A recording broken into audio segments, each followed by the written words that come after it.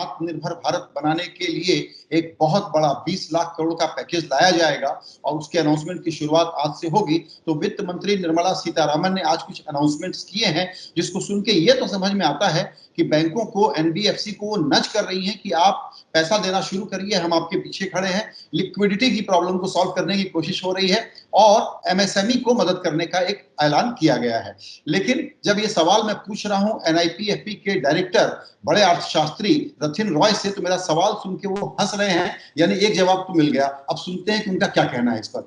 रथिन दा, आपने सुना है अनाउंसमेंट, जो मैंने अभी ओपनिंग रिमार्क दिया उस पर आप हंसे क्यों?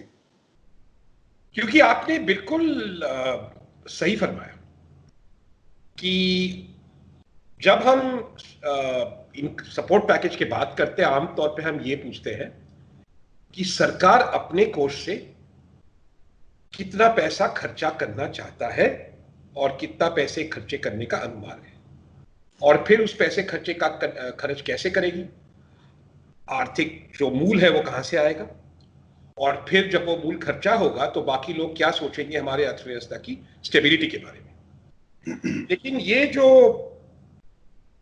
मतलब एक पूरा तो अनुक्रमणिका है इस पैकेज का, मैंने सुना है पता नहीं 4 है इसमें भाग या 5 है या 6 है, लेकिन कम से कम पहले भाग में तो यह स्पष्ट है कि सरकारी कोष से, केंद्र सरकारी कोष से पैसे बहुत कम खर्चे होंगे। तो आपने बिल्कुल सही फरमाया कि जी, जो खर्चा होगा, जो इंतजाम होंगे, वो दो तरीके। सॉरी, आपको मेरी आवाज आ रही है? एक बार बीच में आवाज ड्रॉप हो गई थी, सरकारी कोष से आप फिर से रिपीट कर दें। कि सरकारी कोष से पैसा बहुत कम खर्चा होने वाला है इस मतलब इंस्टॉलमेंट में। अब आगे देखते हैं क्या होगा। वित्त मंत्री जी बार बार आगे की बात कर रही थी, जब उनसे पूछा गया तो हमें भी मतलब इंतजार करना पड़ेगा। ये एक मतलब फाइनल एग्जाम जैसा है कि अलग अलग पेपर लिखेंगे सरकार, शायद बैंडविड्थ कम है कि एक साथ बता दे, मुझे नहीं मालूम। लेकिन इस पर्टिकुलर इंस्टॉलमेंट में खर्चा बहुत कम है। तो जो एक मोटा एक जो मोटा नंबर समझ में आया वो ये है कि इस पैकेज की वैल्यू सरकार ये कह सकती है कि 6,40,000 करोड़ रुपए की है, लेकिन सरकार का एक्चुअल कैश आउट 14,000 करोड़ रुपए का है सिर्फ। अगर आप क्रेडिट गारंटी का प्रोविजन जोड़ लें तो आप 30,000 करोड़, अगर 3 लाख करोड़ रुपए एमएसएमई को दिया जाना है तो चलिए 30,000 का प्रोविजन मान लीजिए, वो कैश आउट नहीं है। ये सही है? बिल्कुल सही है। तो क्या हो रहा है कि गवर्नमेंट की जो बजट है ना, उसमें 2 खंड होते हैं। पहला खंड होता है क्योंकि हमारा कैश बजट है कि कितना हम लोग कर और जो बोरोइंग करते हैं, वो टोटल जो पूंजी है वो हम कहां डालते हैं, वो हर साल बजट में बताया जाता है। उसके साथ ये भी बताया जाता है कि लायबिलिटीज क्या है सरकार के पास, और लायबिलिटी सरकार की तरफ 2 तरीके से आ सकते हैं। एक तो डायरेक्टली उनके डेट लायबिलिटीज अगर बढ़े, और दूसरा है कि जो मतलब अलग अलग संस्थाएं हैं जिनको खर्चने का मतलब क्षमता है, जो केंद्र सरकार के बागडोर में आते हैं, कंट्रोल में आता है, जैसे कि पावर कंपनीज है, बैंक से इत्यादि है, इंश्योरेंस कंपनीज है, अगर उनके लायबिलिटीज बढ़े तो अल्टीमेटली इसका ये मतलब हुआ कि मतलब पब्लिक सेक्टर की लायबिलिटीज बढ़ रहे हैं। तो जैसे मैं ये पहला मतलब पैकेज देख रहा हूं, इसमें मतलब 2 लाइन्स ऑफ अटैक है। एक तो मैंने सोचा था होगा, क्योंकि अर्थशास्त्र तो बहुत कम है ना वित्त मंत्रालय में आजकल, तो ये एक प्रशासनिक लाइन है इसमें जो बहुत स्पष्ट तरीके से एक्सप्लेन किया गया है। आज एमएसएमई का डेफिनेशन कैसे बदलेगा, लघु क्या होगा। लेकिन ये हमारा एक बहुत खराब आदत है भारत में कि हम मतलब रुपयों में ये बोलते हैं कि छोटा क्या है और बड़ा क्या है, और रुपयों का भाव तो है वो बढ़ता रहता है। जो मतलब 8,000 करोड़ पहले था 10 साल पहले, जब यूपीए सरकार ने ये डाले थे लिमिट्स 2006 में, वो अब नहीं है। ये तो स्पष्ट है, हमें मालूम है 15 साल से। तो ये करेक्शन तो होना ही था, ये प्रशासनिक करेक्शन है, कर चुके हैं, अच्छी बात है। पता नहीं क्यों कोविड का इंतजार करना पड़ा, लेकिन चलो कर चुके हैं। दूसरा प्रशासनिक इंटरवेंशन ये है हमें बोलना कि हम अपने पैसे कैसे खर्चे करें, उस पर आप लगाइए ईपीएफ वाले जो मुद्दे हैं। तीसरा हुआ जो मतलब कर विभाग कर रहा है, रेवेन्यू डिपार्टमेंट, राजस्व विभाग यानी कि टैक्स डिपार्टमेंट, वो क्या कर रहा है?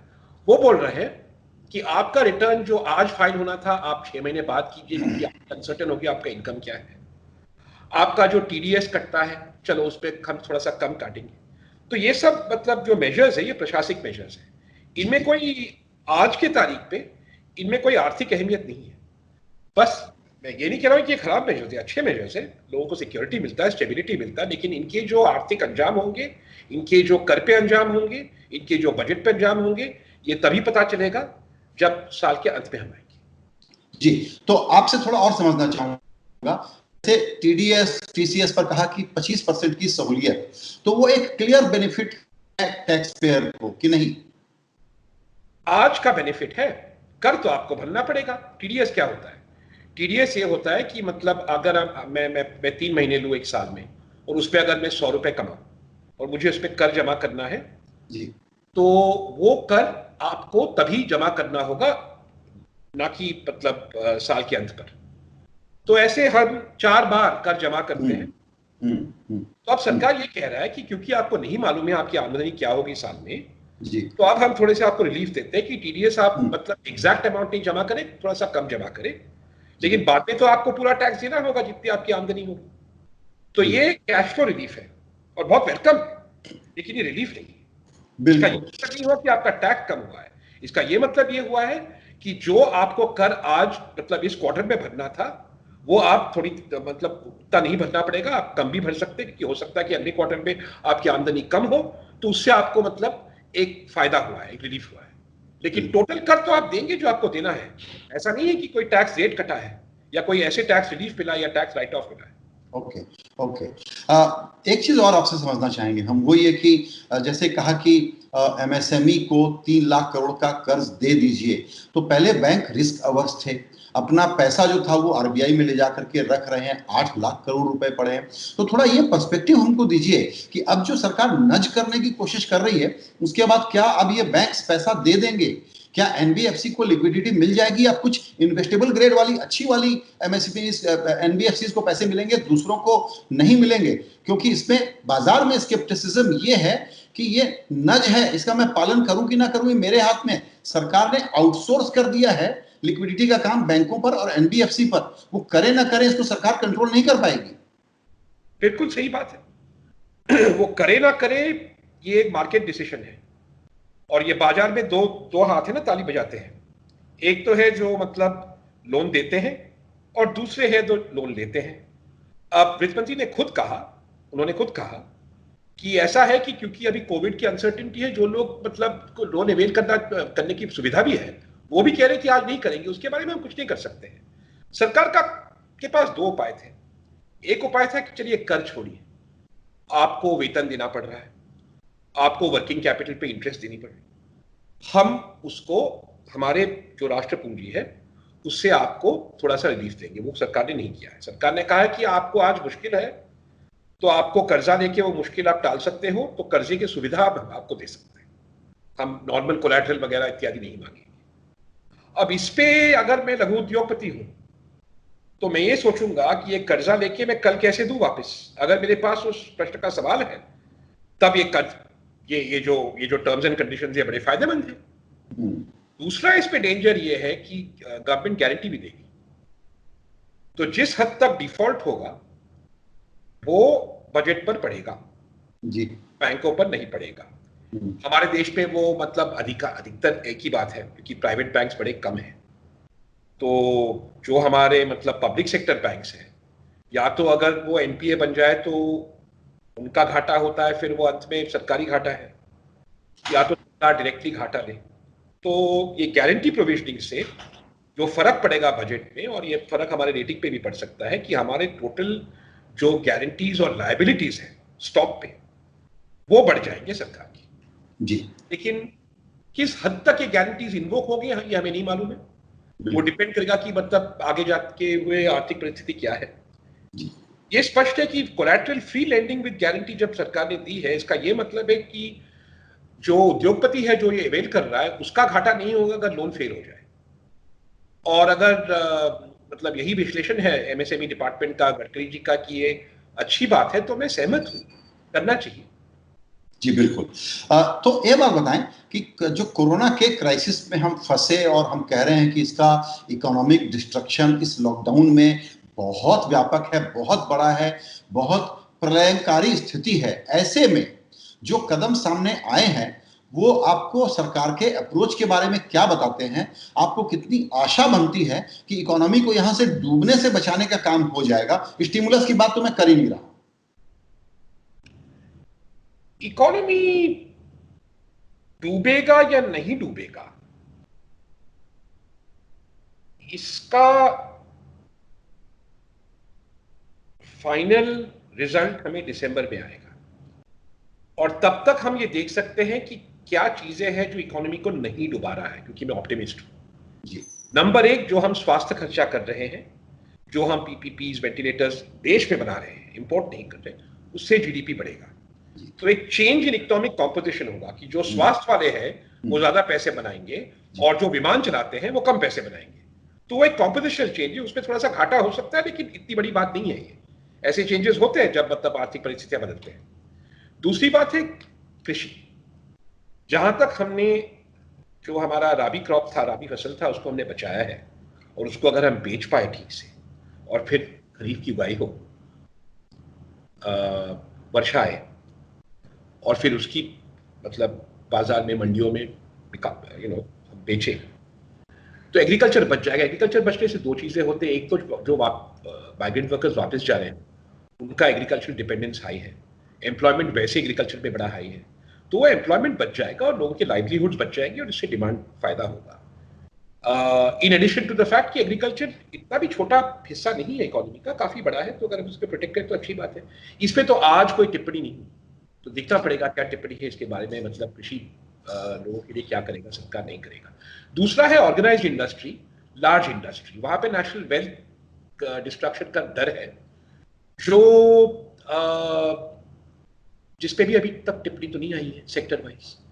हम बोल रहे हैं कि जो छोटे उद्योग हैं उनके लिए हम ये कर रहे हैं कि उनको हम कर्जा लेने का फायदा दे रहे हैं। जैसे मैंने आपको बताया, उसका परिणाम तो हम तब जानेंगे जब ये लोग बोलेंगे कि भाई ये कर्जा ले, या कर्जा लेकर ही हम डूब मरेंगे, और अगर हम डूब मरे तो कम से कम गारंटी हमारा काम आएगा कि नहीं आएगा। ये सब कैलकुलेशंस लोग करेंगे, तो आगे देखता पड़ेगा। लेकिन जो हमारे दूसरी ऑर्गेनाइज्ड इंडस्ट्री है उसके लिए कुछ खास नहीं हुआ है ना। मैं देखता हूं इसमें कुछ दो वर्गों के लिए हुआ है। एक जो सर्विसेज सेक्टर है, खास तौर पे जहां पे हमारे देशवासी काम करते हैं, कंस्ट्रक्शन, रिपेयर्स, जो मतलब हमारे टियर 2 टियर 3 शहर हैं, छोटे शहर हैं, जो पंक्चर रिपेयर करते हैं, जो ट्रैक्टर रिपेयर करते हैं, जो बाल काटते हैं पेड़ के नीचे बैठ के, सलून में नहीं, और जीडीपी में बड़ा हिस्सा है इनका। बिल्कुल, और वो बहुत ही इंपॉर्टेंट कंट्रीब्यूटर है एम्प्लॉयमेंट के लिए, रोजगारी के लिए भी, और एक्चुअली जीडीपी के लिए भी। अगर आप यातायात सेक्टर देखें तो आप देखेंगे कि ये जो विमान सेक्टर, एविएशन सेक्टर है, या तो फिर रेल है, या तो फिर रोड, ये तो बहुत छोटा है। असली वहां कंट्रीब्यूशन होता है वो जो ठेले पे जाता है साइकिल लेकर, या एक छोटे टेम्पो में जाता है और यहाँ वहां के कमाल यहाँ वहां पहुंचाता है, या यहाँ वहां के लोग टेम्पो में, आपने देखा होगा रेलवे स्टेशन से अभी भी लोग उस पर तो जाते हैं ना, उबर ओला तो 5-6 जगहों पे लगता है। तो वहां जो हिट हुआ है उसके लिए सरकार क्या करेगा, इसके लिए मैं बड़े उत्सुकता से, जो अभी आने वाले भाग है ना इस पैकेज का, उनका इंतजार मुझे है। क्योंकि असली बात, ये प्रलय जो है ये लोगों के जीवन पे पड़ेगा, और अगर लोगों के जीवन पे पड़ेगा तब अर्थव्यवस्था खराब होगा। इसलिए अगर हम लोगों के जीवन, लोगों की रोजगारी ठीक करें तब अर्थव्यवस्था भी ठीक होगा। अगर अर्थव्यवस्था ठीक हुआ तो ये लोग जाके चीजें खरीदेंगे, उससे कर मिलेगा, और वो कर हम फिर उपयोग कर सकते हैं इनकी मतलब और मदद करने में। तो ये जो वर्चुअस साइकिल है, ये अभी तक इस खंड में नहीं देखा हूं मैं, उम्मीद है कि तो इसीलिए जो आपने कहा कि उत्सुकता से हम वेट कर रहे हैं कि सरकार क्या कहेगी। तो जिस प्रकार से प्रधानमंत्री ने एक बहुत बड़ा अनाउंसमेंट किया था, तो दो चीजें हम जानना चाहते थे कि अप्रोच क्या होगा, और ये अनाउंसमेंट, या तो ये सोच रहे हैं कि मैं क्लाइमेक्स की तरफ धीरे धीरे ले जाना है सरकार को, तो पहले थोड़ा बिल्डअप करो, उसके बाद और क्लाइमेक्स होगा, फिर और दूसरा बड़ा सीन आएगा। शायद ये बड़े अनाउंसमेंट बाद के लिए बचा के रख रहे हैं, या आपको आज के अनाउंसमेंट के बाद में ये पूछ ही लो कि नहीं, बताइए सरकार का इरादा क्या दिख रहा है, तो हम क्या कंक्लूड करें। आज के अनाउंसमेंट से मैं कुछ नहीं कंक्लूड कर सकता हूं। ये बोल सकता हूं कि सरकार एमएसएमईज को पैसे नहीं देने वाला है, लेकिन सरकार एमएसएमईज को पैसे बोरो करने का रास्ता दिखा रहा है। सरकार आपके पैसे, आपको अगर खर्चा करना हो तो उसका सुविधा आपको दे रहा है, पीपीएफ एक्सटेंड करके। सरकार एनबीएफसीज को भी ये बता रहा है कि आपके लिए हम पैसे ढूंढ रहे हैं, लेकिन वो मार्केट कंडीशंस पे होगा। रही बात इनकी, अब इससे हम ये कंक्लूड नहीं कर सकते कि सरकार मतलब मजदूरों के लिए, किसानों के लिए ऐसे ही अप्रोच बनाए। तो देखना पड़ेगा।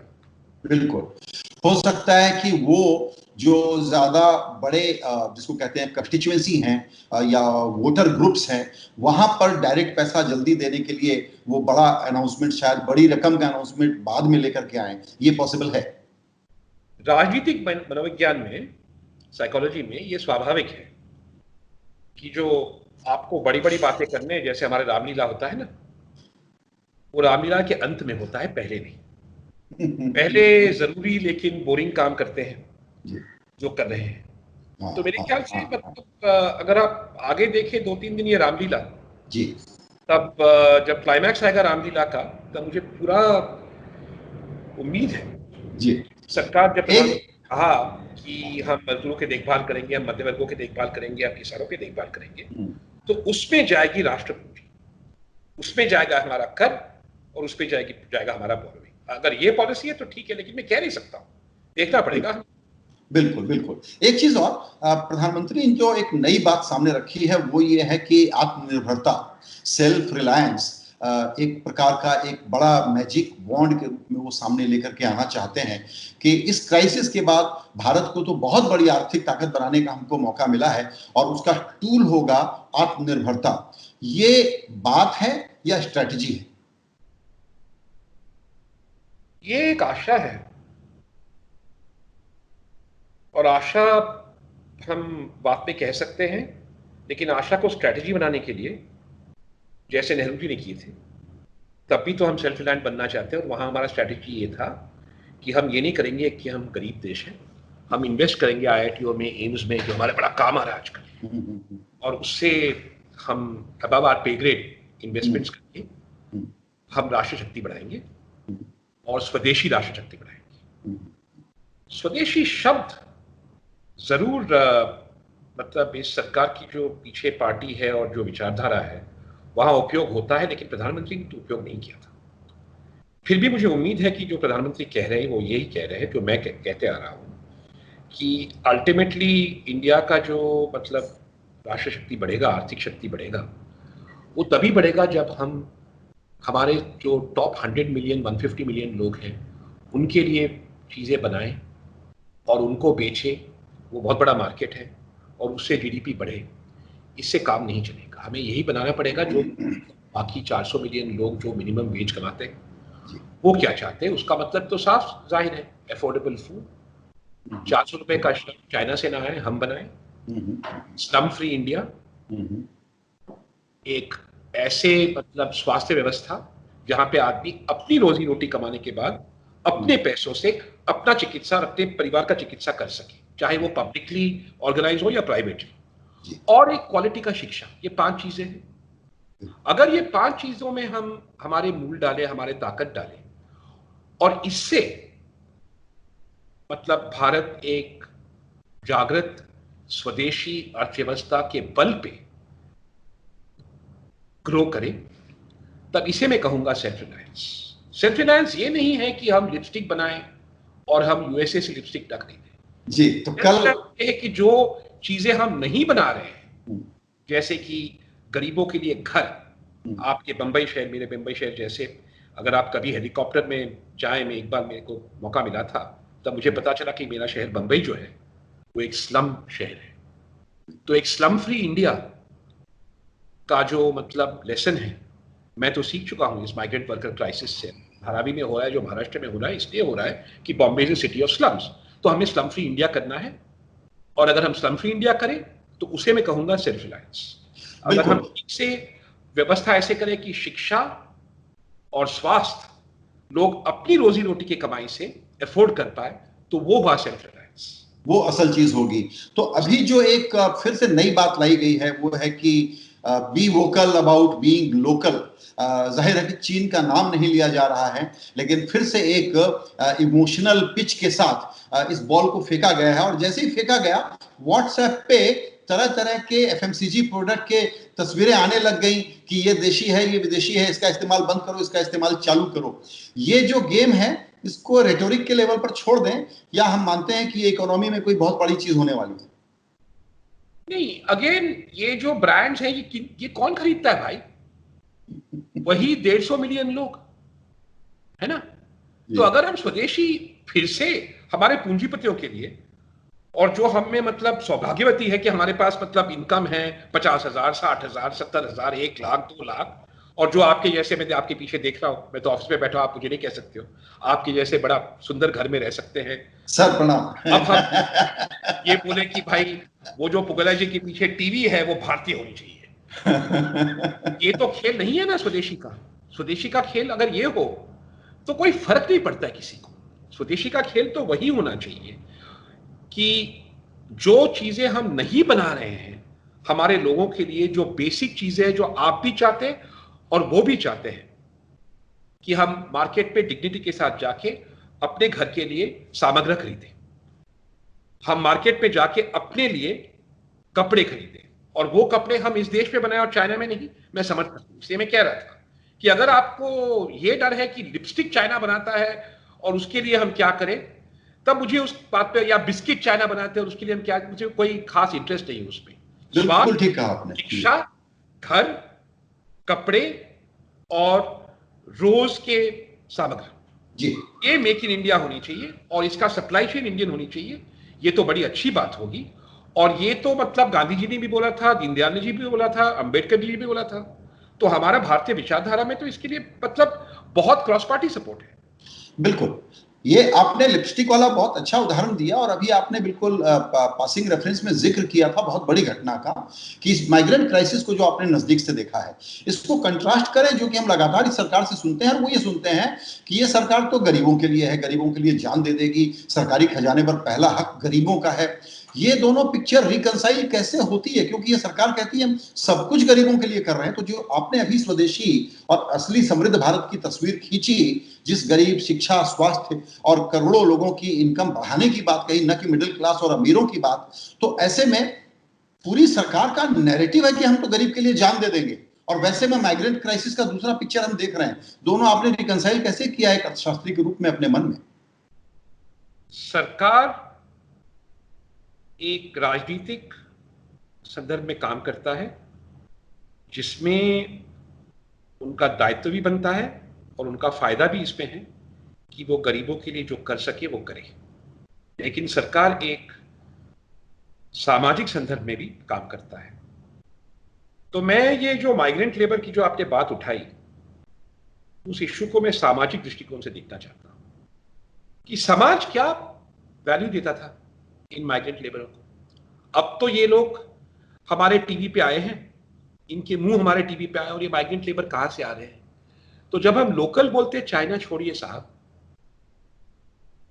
2000 किलोमीटर साल में 2-3 बार भारतीय रेल पे लोग उत्तर प्रदेश, बिहार, उड़ीसा, राजस्थान से पश्चिम और दक्षिण भारत में आकर सिक्योरिटी गार्ड, इनफॉर्मल लेबर, चाय की दुकान, पंक्चर की दुकान, होटल में वेटर, ये सब काम कर रहे हैं। इस पे तो आप मतलब लिटरेचर भी है हिंदी में भी आप जानते हो अच्छी तरह से। बिल्कुल बिल्कुल। हिंदी में बस अवार्ड नहीं मिलता, अंग्रेजी वाले को अवार्ड मिल जाता है। सही, लेकिन लिटरेचर तो बहुत है हमारे भाषा के इस बारे में। और ये जो हमारे सामाजिक रियलिटी है, इस पे हम लोग हमारे घरों में बैठकर आंख बंद करें सालों से चले आ रहे हैं। तो अगर मैं लोकल समझूं और मैं ये राजनीतिक संदर्भ और ये सामाजिक संदर्भ को एक करना चाहूं, तो मेरा जो सलाह होगा मोदी जी को यही होगा, मेरा जगह नहीं है मोदी को सलाह देने, चलिए जो रूलिंग पार्टी है उसको, उनको वही होगा कि ये दो संदर्भ लोग एक साथ लाने के लिए ये याद रखिए कि जब तक उत्तर प्रदेश, बिहार, राजस्थान, छत्तीसगढ़ में हम उद्योग शुरू नहीं करेंगे और जब तक हम वहां रोजगारी के, अच्छी रोजगारी के अपॉर्चुनिटीज और उस समाज में जो लोग काम करते हैं और जब पैसा खर्चा करते हैं उनके बच्चों के लिए एक अच्छा कल नहीं पैदा करें, तब तक ये जो कलंक है हमारे देश में वो रहेगा।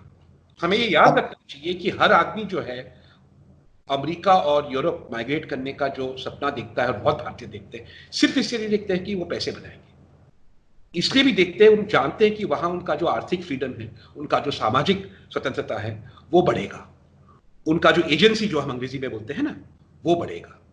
अब ये बात हमें याद रखना चाहिए कि जो माइग्रेंट लेबर आ रहे हैं, अब तक ये सोच रहे थे, जैसे आपने जरूर सोचा होगा, मेरे ग्रैंडफादर भी माइग्रेंट थे, बंगाल से महाराष्ट्र आए, कि वो सिर्फ अपने आमदनी के बारे में नहीं सोच रहे थे, वापस इसलिए भी नहीं गए कि वहां जो सामाजिक पाबंदियां थी उनसे तो वो बच गए, दूर हो गए, और हम एक्सेप्ट भी हुए थे। लेकिन आज मैं देख रहा हूं कि जो लोग दक्षिण में आते हैं, जो लोग बंबई आते हैं, उनको हम बाहर वाले जैसे मानते हैं और बाहर वाले जैसे बर्ताव करते हैं। जब मैं छोटा था बंबई में, तब भी हम मतलब यूपी वालों को भैया कहते थे, लेकिन थोड़े से प्यार से कहते थे जी। ऐसे नहीं कहते थे कि बस आप लोग स्लम में रहेंगे, हम 2 मिनट नहीं सोचेंगे कि आपके बीवी बच्चे इतने दूर बैठे हैं कि हम तुम्हें क्यों ना मौका दें, एक ही देश है, कि आप यहाँ हमारे साथ रहें। तो ये जो मतलब सामाजिक समस्या है, ये बहुत गंभीर समस्या है। इस पे हमें समाज के तौर पे, एक राष्ट्र के तौर पे विचार करना होगा कि इसको हम कैसे सुलझाएं, तब सरकार इसके बारे में कुछ कर सकता है। और ये जो चीन वर्सेस भारत का जो हम बात कर रहे हैं ना कि मेक इन इंडिया, वो जो प्रॉब्लम है और ये जो प्रॉब्लम है, इनमें जमीन आसमान का फर्क है। और जब तक हम ये दूसरे प्रॉब्लम पे हमारे आंख बंद रखेंगे ना, तब तक हमारे देश की जो इकोनॉमिक सिक्योरिटी है और हमारे देश की जो कंटिन्यूअस प्रॉब्लम है कि जहां अधिकांश लोग रहते हैं वहां पे ना सामाजिक सुरक्षा है, ना आर्थिक सुरक्षा है, ये प्रॉब्लम जब तक सॉल्व नहीं होगा, तब तक वो जो जागता भारत प्रधानमंत्री चाहते हैं, आई एम अफ्रेड वो नहीं आएगा।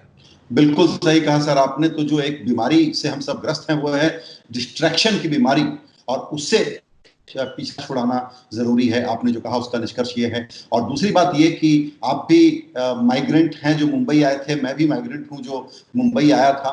तो इस तरीके से हम लोगों में एक कॉमन फैक्टर ये है कि हम लोग दोनों मुंबई वाले माइग्रेंट हैं अब। और आपने, मेरा ख्याल है, हिंदी में कम बातचीत करते हैं, लेकिन आज आपने हमसे हिंदी में बातचीत की, इसके लिए मैं आपको अलग से शुक्रिया अदा करना चाहता हूं। अब हो सकता है निर्मला जी जो रोज प्रेस कॉन्फ्रेंस करेंगी तो डेली बेसिस पर तो मैं आपका समय नहीं ले पाऊंगा, लेकिन जब एक कंक्लूजन होगा तो फिर हमारे लिए आप समय जरूर निकालिएगा। रथिन रॉय, आपसे बातचीत के लिए बहुत बहुत धन्यवाद। नमस्कार।